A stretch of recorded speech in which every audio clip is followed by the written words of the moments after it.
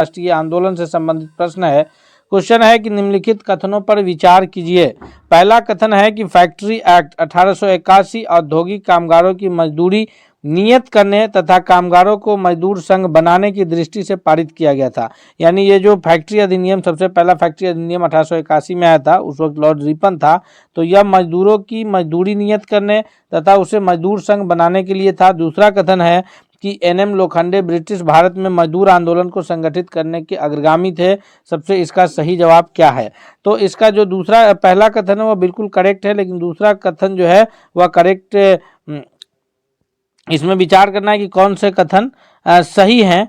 तो इसमें पहला कथन और दूसरा कथन में अगर ध्यान से देखें तो केवल दूसरा कथन जो है वो करेक्ट आंसर के रूप में जाना जाएगा, लेकिन पहला कथन जो है ये इसलिए फैक्ट्री अधिनियम नहीं लाया गया था। अगले सवाल की ओर बढ़ते हैं हम लोग कि मजदूरों की मजदूरी नियत कर दी जाए और उसे जो है मजदूर संघ बनाने की इजाज़त दी जाए। अगले सवाल की ओर बढ़ते हैं, देखते हैं क्वेश्चन नंबर दूसरा क्या कह रहा है। तो दूसरा नंबर प्रश्न है कि निम्नलिखित में से किसे भारत में स्थानीय स्वायत्त शासन का जनक माना जाता है? भारत में स्थानीय स्वायत्त शासक के जनक के रूप में जो है या लॉर्ड डलहौजी जाने जाते हैं, या फिर लॉर्ड कैनिंग जाने जाते हैं, या लॉर्ड कर्जन, या फिर लॉर्ड रिपन जाने जाते हैं। तो दूसरा नंबर प्रश्न का सबसे जो सही उत्तर के रूप में जाना जाएगा दोस्तों, वह जाने जाते हैं लॉर्ड रिपन, जिनका कार्यकाल जो है 1880 से लेकर के 84 के बीच का समय रहा है। इस बीच में इनका कार्यकाल रहा है और पहला कारखाना अधिनियम भी जो है इन्हीं के वक्त में आया था। और ये जो है और भी कई ऐसे कार्य हैं जिनकी वजह से इन्हें जो है भारत के स्थानीय स्वायत्त शासन के जनक के रूप में जाना जाता है। नेक्स्ट क्वेश्चन है क्वेश्चन नंबर तीसरा नंबर प्रश्न है हमारे स्क्रीन पर कि असैनिक प्रशासन 1905 के संदर्भ में कौन सा कथन सही है? पहला है कि लॉर्ड कर्जन ने प्रांतीय सीमाओं को पुनर्गठित करने का निर्णय लिया था। दूसरा है कि पूर्वी बंगाल और असम नामक नया प्रांत बनाया गया। नीचे के कूट में हमें उत्तर करना है। तो इस प्रश्न का जो सबसे सही जवाब है, यह पहला भी सही है कि उन्होंने जो है लॉर्ड कर्जन ने प्रांतीय सीमाओं के पुनर्गठित करने का निर्णय लिया, और दूसरा कि पूर्वी बंगाल और असम मिलकर के एक नया प्रांत पूर्वी बंगाल के नाम से बनाया। अर्थात इसका ऑप्शन नंबर बी जो है वो करेक्ट आंसर होगा कि एक और दो दोनों कथन जो है तीसरा नंबर क्वेश्चन का सही है। दोस्तों हम एक एक महत्वपूर्ण प्रश्नों को उसके उत्तर की व्याख्या के साथ देखेंगे, इसलिए हम आपसे रिक्वेस्ट करते हैं कि अगर आप अब तक चैनल पर नए हैं तो जरूर चैनल को सब्सक्राइब करके बेल आइकन को दबा लीजिएगा, ताकि कोई भी अपडेट्स आए तो सबसे पहले आप तक पहुंचे। अगले क्वेश्चन की ओर बढ़ते हैं। क्वेश्चन नंबर चौथा है कि भारत में उपनिवेशी शासनकाल में होम चार्जेज भारत से संपत्ति दोहन का महत्वपूर्ण अंग थे। निम्नलिखित में से कौन सी निधि होम चार्जेज के संगठन थी? तो इसमें पहला कथन है कि लंदन में इंडिया ऑफिस में भरण पोषण के लिए प्रयोग में लाई जाने वाली निधि। दूसरा है कि भारत में कार्यरत अंग्रेज कर्मचारियों के वेतन तथा पेंशन देने हेतु प्रयोग में लाई जाने वाली निधि। तीसरा कथन है कि भारत के बाहर हुए युद्धों को लड़ने में अंग्रेज द्वारा प्रयोग में लाई जाने वाली निधि। तो चौथा नंबर क्वेश्चन का जो करेक्ट आंसर है कि पहला कथन और दूसरा कथन जो है वह सही है, लेकिन तीसरा कथन जो है वो इनकरेक्ट है, यानी ऑप्शन नंबर बी चौथा नंबर प्रश्न के लिए भी सबसे सही उत्तर के रूप में जाना जाएगा। नेक्स्ट क्वेश्चन की ओर बढ़ते हैं। क्वेश्चन नंबर 5वां है कि 1793 ईस्वी में लॉर्ड कॉर्नवालिस की भू व्यवस्था प्रणाली लागू होने के बाद कानूनी विवादों की प्रवृत्ति में बढ़ोतरी देखी गई थी। निम्नलिखित प्रावधानों में से किसे एक सामान्यता इसके कारक के रूप में जोड़कर देखा जाता है? 1793 में जो लॉर्ड कॉर्नवालिस ने भू व्यवस्था लागू की थी, तो उस प्रणाली को लागू होने के बाद कानूनी विवादों की प्रवृत्ति में बढ़ोतरी देखी गई। तो ये कौन सा था? रैयत की तुलना में जमींदार की स्थिति को अधिक सशक्त बनाना। दूसरा था कि ईस्ट इंडिया कंपनी को जमींदारों का आधिपत्य बनाना। तीसरा है कि न्यायिक दृष्टि को अधिक कार्यकुशल बनाना। तो इस 5वां नंबर क्वेश्चन का जो करेक्ट आंसर है कि उपयुक्त में से कोई भी सही नहीं है, यानी ऑप्शन नंबर डी इसका करेक्ट आंसर होगा। नेक्स्ट क्वेश्चन की ओर बढ़ते हैं। क्वेश्चन नंबर 6 है कि निम्नलिखित में से कौन ब्रिटिश शासन के दौरान भारत में रैयतवाड़ी बंदोबस्त के प्रारंभ किए जाने से संबंध था? तो भारत में जो ब्रिटिश शासन के दौरान रैयतवाड़ी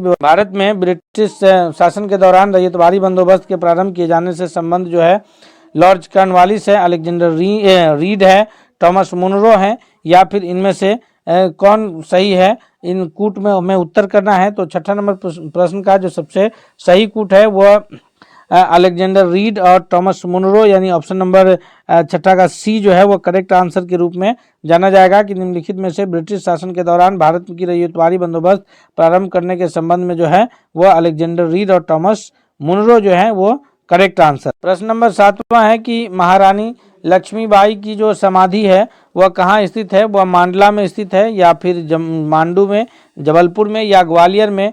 तो रानी लक्ष्मीबाई जो 1857 की विद्रोह में इन्होंने जो है झांसी से विद्रोह का नेतृत्व किया था, इनकी जो समाधि स्थित है वो ऑप्शन नंबर डी के रूप में करेक्ट आंसर है कि ग्वालियर में स्थित है, यानी डी जो है इसका सबसे सही जवाब है। नेक्स्ट क्वेश्चन की ओर बढ़ते हैं। क्वेश्चन नंबर 8 है कि 1857 के संघर्ष में भाग लेने वाले सिपाहियों की जो सर्वाधिक संख्या थी वह कौन से प्रांत से थी। वह बंगाल से सर्वाधिक सिपाही लड़ रहे थे, या अवध से लड़ रहे थे, या बिहार से, या फिर राजस्थान से। तो 1857 की क्रांति में जो सबसे अधिक सिपाही जो लड़ रहे थे वह किस प्रांत से लड़ रहे थे, इसका जो सबसे करेक्ट आंसर है 8वां नंबर क्वेश्चन का वो ऑप्शन नंबर बी है कि सबसे अधिक जो सिपाही लड़ रहे थे वो अवध प्रांत से लड़ रहे थे, यानी ऑप्शन नंबर बी जो है सबसे सही उत्तर के रूप में जाना जाएगा। नेक्स्ट क्वेश्चन है क्वेश्चन नंबर 9वां है कि निम्नलिखित में से किन ब्रिटिश अधिकारियों ने लखनऊ में अपना जीवन खोया है। जी, तो ब्रिटिश अधिकारी जनरल जॉन निकलसन है, जनरल नील है, मेजर जनरल हैवलॉक है और फिर है सर हेनरी लॉरेंस है। इनमें से इन 4 अधिकारियों में से किन्होंने जो है ये लखनऊ में अपना जीवन खोया है। तो 9वां नंबर क्वेश्चन का जो सबसे सही उत्तर है कि जनरल नील, जनरल हैवलॉक और general general sir Henry Lawrence जो है, यानी इसका जो करेक्ट आंसर है वो ऑप्शन नंबर सी के रूप में सही उत्तर बनेगा। नेक्स्ट क्वेश्चन की ओर बढ़ते हैं। क्वेश्चन नंबर 10 है कि राजा राम मोहन राय को राजा की उपाधि किन्होंने दी थी। जी, इसका सबसे करेक्ट आंसर कौन है। तो 10वां नंबर प्रश्न का जो सबसे सही उत्तर के रूप में जाना जाएगा कि राजा राम मोहन राय को राजा की उपाधि किन्होंने दिया है, लॉर्ड विलियम बेंटिक ने, या अकबर द्वितीय ने, या फिर ब्रह्म समाज के अनुयायियों ने, या सती प्रथा का विरोध करने वाले बुद्धिजीवियों ने। तो इसका correct answer option number B के रूप में जाना जाएगा कि अकबर द्वितीय ने जो है इन्हें ये राजा की उपाधि दी थी। 10वां नंबर क्वेश्चन का सबसे सही उत्तर ऑप्शन नंबर बी के रूप में जाना जाएगा। नेक्स्ट क्वेश्चन की ओर बढ़ते हैं। क्वेश्चन नंबर 11 है कि निम्नलिखित पर विचार कीजिए। कलकत्ता यूनिटेरियन है, कमेटी टेबरनेकर ऑफ न्यू डिस्पेंसेशन है और फिर इंडिया रिफॉर्म एसोसिएशन है। केशव चंद्र सेन का प्रबंधन उपयुक्त में से किसकी स्थापना से है। तो इस 11वां नंबर प्रश्न का जो करेक्ट आंसर है वो ऑप्शन नंबर सी है, यानी कि 11वां नंबर क्वेश्चन के लिए जो सबसे सही उत्तर है वो ऑप्शन नंबर सी है कि इंडियन रिफॉर्म एसोसिएशन की जो स्थापना है वो केशव चंद्र सेन के द्वारा किया गया है। सी हम लोग याद रखेंगे। अगले सवाल की ओर बढ़ते हैं। क्वेश्चन नंबर 12 है कि निम्नलिखित कथनों पर विचार कीजिए।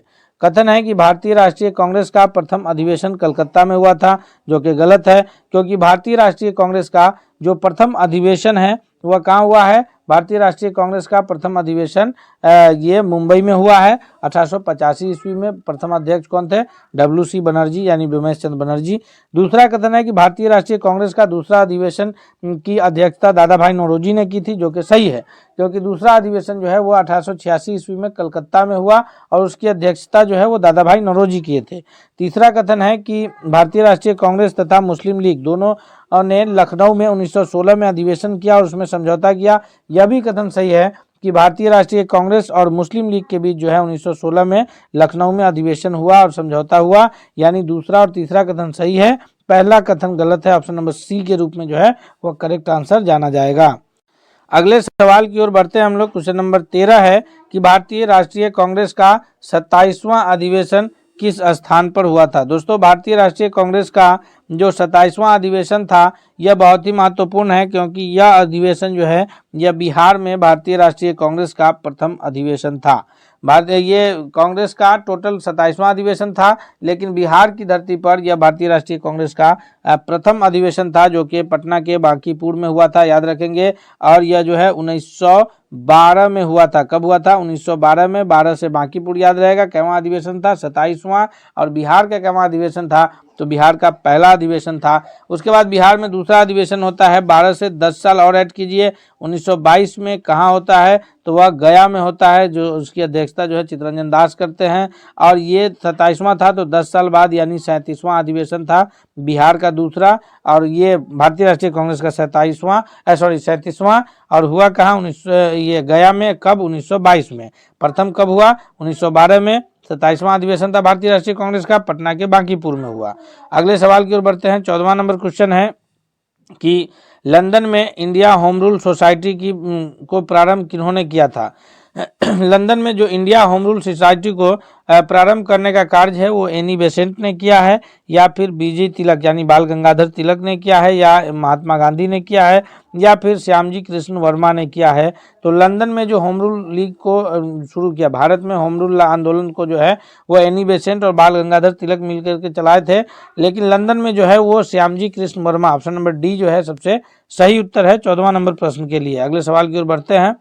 15 नंबर प्रश्न है कि प्रथम विश्व युद्ध के दौरान सक्रिय होने वाले गदर क्रांतिकारियों का आधार स्थल था।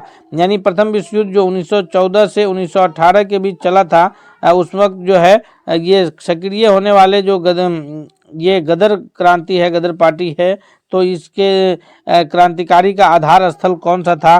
15वां नंबर प्रश्न का जो सबसे सही उत्तर है वो ऑप्शन नंबर सी है कि यह पश्चिमी अमेरिका जो है इनका मुख्य आधार स्थल था। नेक्स्ट क्वेश्चन की ओर बढ़ते हैं। क्वेश्चन नंबर 16 है कि भारत में आने वाले सही कालानुक्रम क्या है। भारत में निम्नलिखित में से आने का जो सही कालानुक्रम है, सोने का सिक्का है, फिर जो है आहत मुद्रा चांदी के सिक्के, आहत मुद्रा चांदी के सिक्के, फिर लोहे का हल और नगर संस्कृति। 16वां नंबर क्वेश्चन का करेक्ट आंसर क्या होगा। तो अगर हम लोग ध्यान से देखें तो इसका जो सबसे सही उत्तर के रूप में जाना जाएगा कि सबसे पहले अगर हम लोग बात करते हैं सिंधु घाटी सभ्यता की, तो सिंधु घाटी सभ्यता जो है वो एक नगरीय सभ्यता थी। तो ये सबसे पहले जो है वो नगर संस्कृति आया, फिर वहाँ लोहे का इस्तेमाल लोगों ने किया, फिर जो है चांदी के सिक्के जारी हुए और उसके अंत में सोने के सिक्के जारी हुए। यानी 16वां नंबर प्रश्न का ऑप्शन नंबर डी के रूप में जो है वह करेक्ट आंसर जाना जाएगा। दोस्तों एक एक महत्वपूर्ण प्रश्नों को हम लोग व्याख्या के साथ देखेंगे। हम आपसे रिक्वेस्ट करते हैं कि अगर आप अब तक चैनल पर नए हैं तो चैनल को जरूर सब्सक्राइब करके बेल आइकन को दबा लीजिएगा, ताकि कोई भी वीडियो आए तो सबसे पहले आप तक पहुंचे। 17वां नंबर प्रश्न है कि निम्नलिखित में से कौन सा स्थल घग्गर और उसकी सहायक नदियों के घाटी में स्थित है। जो स्थल है वो कौन सा है। तो 17वां नंबर क्वेश्चन का करेक्ट आंसर है कि इसका सही उत्तर क्या होगा। सबसे सही उत्तर के रूप में जो जाना जाएगा वो ऑप्शन नंबर डी है कि बनवाली जो है वह घग्गर और उसकी सहायक नदियों के बीच में स्थित है।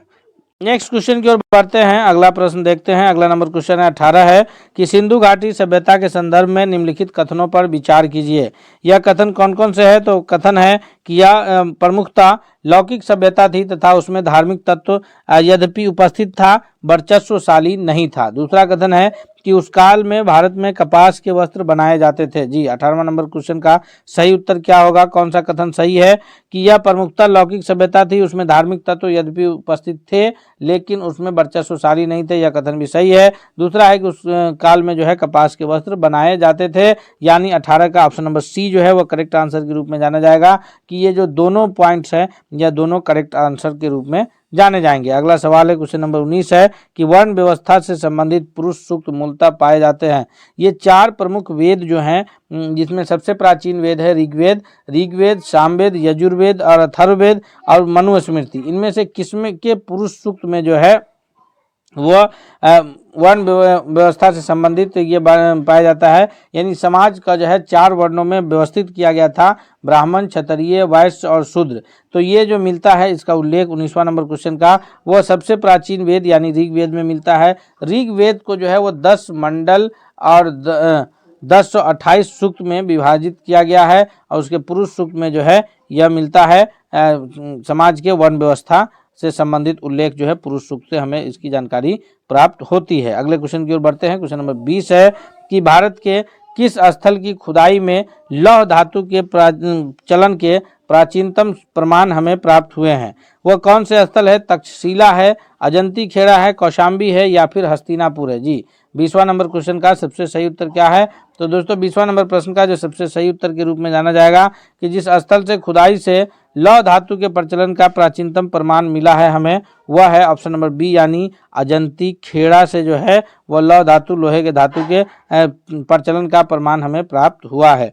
अगले सवाल की ओर बढ़ते हैं। क्वेश्चन नंबर 21 है कि भारत में बुद्ध के जीवन की किस घटना का चित्रण मृग सहित चक्र द्वारा किया गया है।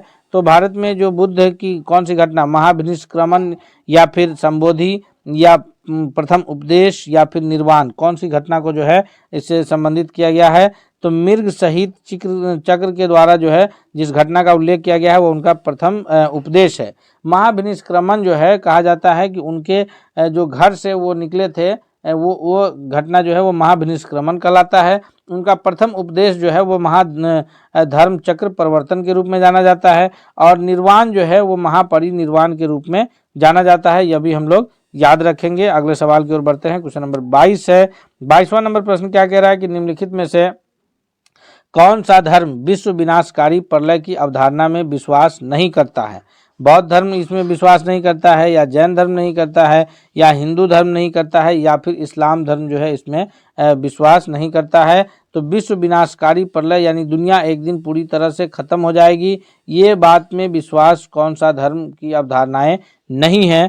तो 22वां नंबर प्रश्न का विश्व विनाशकाली प्रलय की जो ये है वो ऑप्शन नंबर बी के रूप में करेक्ट आंसर जाना जाएगा कि जैन धर्म जो है इस अवधारणा में विश्वास नहीं करता है। नेक्स्ट क्वेश्चन है, क्वेश्चन नंबर 23 है कि गोदावरी नदी के तट पर स्थित महाजनपद था, यानी गोदावरी नदी के तट पर कौन सा महाजनपद स्थित था? 23वां नंबर क्वेश्चन का सबसे करेक्ट आंसर क्या होगा?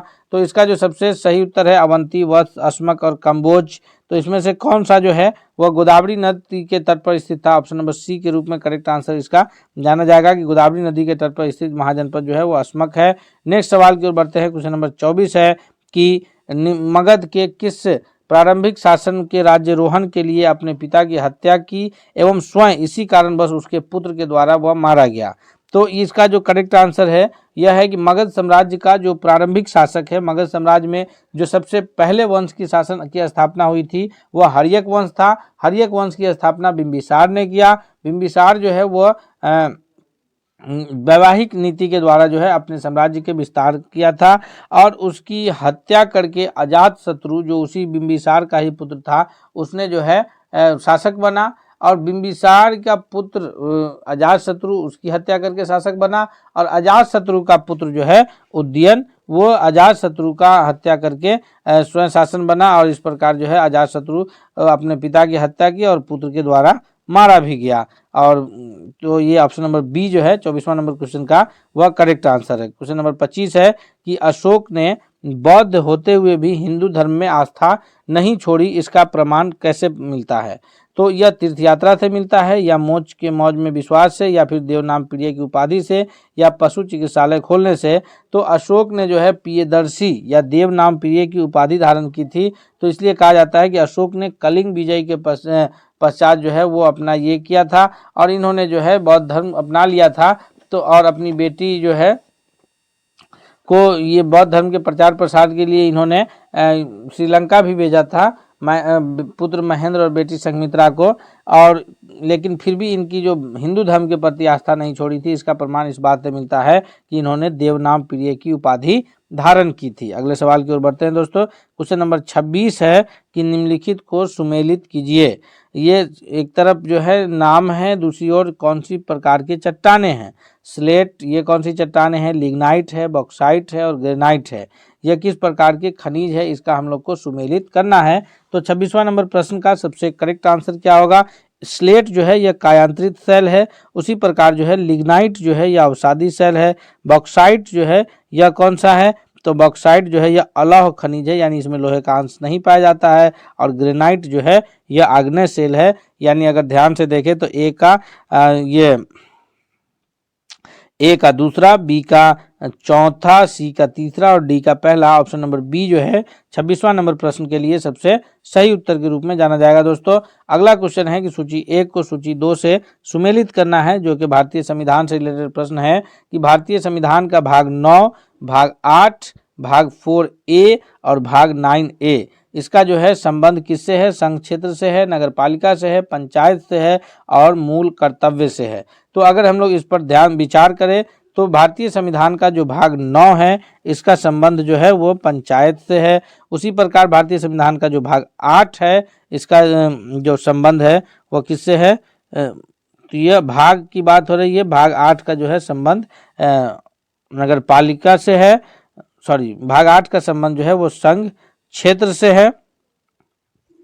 भाग 8 का संबंध जो है वो किससे है? यह संघ क्षेत्र से है, और भाग जो 4A है इसका संबंध जो है यह मूल कर्तव्य से है, और उसके बाद जो है भाग ये 9A इसका संबंध जो है नगर पालिका से है। यानी अगर हम लोग इसको ध्यान से देखें तो ये सबसे जो सही कूट बन रहा है ऑप्शन नंबर ए के रूप में जाना जाएगा कि ए का तीसरा, बी का पहला, और सी का चौथा, और डी का दूसरा। तो याद रखेंगे हम लोग कि भारतीय संविधान के भाग 9 का जो उल्लेख है वो भाग 9 में जो उल्लेख है वो पंचायत से संबंधित है, 8 में संघ क्षेत्र से संबंधित है, भाग 4A में जो है वो मूल कर्तव्य से संबंधित है, और भाग 9A में जो है वो नगर पालिका से संबंधित है। नेक्स्ट क्वेश्चन है, क्वेश्चन नंबर 28 है कि संविधान सभा के अंतर्गत संघ और राज्य के बीच शक्तियों का विभाजन किसकी प्रेरणा पर आधारित है। यानी यह जो बात ली गई है यह किस देश के संविधान से ली गई है, अमेरिका, कनाडा, स्विट्जरलैंड या फिर पूर्व सोवियत संघ जो रसिया के रूप में जाना जाता है। तो ये ऑप्शन नंबर बी के रूप में जाना जाएगा कि जो संघ और राज्य क्षेत्रों के बीच जो है ये बंटवारा है यह कनाडा से लिया गया। हालांकि जो इसका ये है वो ऑस्ट्रेलिया से लिया गया है। समवर्ती सूची का 3 लिस्ट बने हैं, एक केंद्र सूची जिसको संघ सूची के नाम से जाना जाता है, सेंट्रल लिस्ट जिसपे शामिल विषय पर केंद्र सरकार कानून बनाती है, दूसरी राज्य सूची है जिसमें शामिल विषय पर राज्य सरकार कानून बनाती है, और तीसरी समवर्ती सूची है जिसको इंग्लिश में कंक्रीट लिस्ट के नाम से जानते हैं, उसमें शामिल विषयों पर केंद्र और राज्य दोनों सरकारें कानून बनाती है। शिक्षा जो है वो समवर्ती सूची का विषय है, याद रखेंगे हम लोग। नेक्स्ट क्वेश्चन है, क्वेश्चन नंबर 29 है कि भारतीय संविधान में उल्लेखित स्वतंत्रता, समानता और बंधुता की संकल्पना जो है वो किससे संबंधित है। यानी भारतीय संविधान में जो स्वतंत्रता का अधिकार, समानता और बंधुता की जो संकल्पना ली गई है यह किस देश के संविधान से ली गई है, फ्रांस के, आयरिश के, अमेरिका के या ब्रिटिश के। तो 29वां नंबर प्रश्न का जो सबसे सही उत्तर है दोस्तों वह है ऑप्शन नंबर ए कि यह फ्रांस के संविधान से ली गई है, यानी ए जो है सबसे करेक्ट आंसर के रूप में जाना जाएगा। नेक्स्ट क्वेश्चन की ओर चलते हैं, क्वेश्चन नंबर 30 है कि संयुक्त राज्य अमेरिका की संवैधानिक आदर्शों पर भारतीय संविधान में कौन कौन सी व्यवस्था शामिल की गई है। तो संयुक्त राज्य अमेरिका से जो व्यवस्थाएं ली गई है, संघीय शासन व्यवस्था यह भी अमेरिका से ली गई है, मौलिक अधिकार जो 6 मौलिक अधिकार हमें प्राप्त है यह भी अमेरिका के संविधान से लिया गया है, स्वतंत्र एवं निष्पक्ष सर्वोच्च न्यायालय और न्यायिक पुनर्विलोकन ये सारे प्रावधान जो है यह हमारे भारतीय संविधान में या अमेरिकी संविधान से लिए गए हैं, यानी ऑप्शन नंबर डी के रूप में जो है करेक्ट आंसर है। हमारा जो संविधान है वो दुनिया का सबसे बड़ा लिखित संविधान है, और इसको जो तैयार किया गया है वो इससे पहले जितने भी देशों का संविधान था सबको पढ़ के और सब में जो सबसे अच्छी बातें थी उसे यहाँ शामिल किया गया है। तो हमारे संविधान पर जो है हमें गर्व होना चाहिए, संविधान निर्माताओं पर, कि उन्होंने इतनी मेहनत के साथ जो इस तरह का संविधान हमारे लिए बनाकर रखा जिससे हम आज फायदा उठा रहे हैं। तो दोस्तों हम लोग जो ने 30 महत्वपूर्ण प्रश्नों था इस एक प्रश्नों को उसके उत्तर के व्याख्या के साथ देखे हैं। हम उम्मीद करते हैं कि आपको वीडियो बहुत पसंद आया होगा और आपकी परीक्षा में बहुत लाभकारी साबित होगा। क्वेश्चन का स्टैंडर्ड थोड़ा हाई था चूंकि हमने सभी तरह के प्रश्न कराए हैं। 2-4 क्वेश्चन जो है हल्का भी रहता है, 2-4 क्वेश्चन भारी लेवल के रहते हैं, अधिकांश क्वेश्चन जो है वो मॉडरेट लेवल के रहते हैं। तो कन्फ्यूज नहीं होना है कि यह भास्ट प्रश्न था। हम लोग मिलेंगे अगले सेट के साथ, तब तक के लिए धन्यवाद।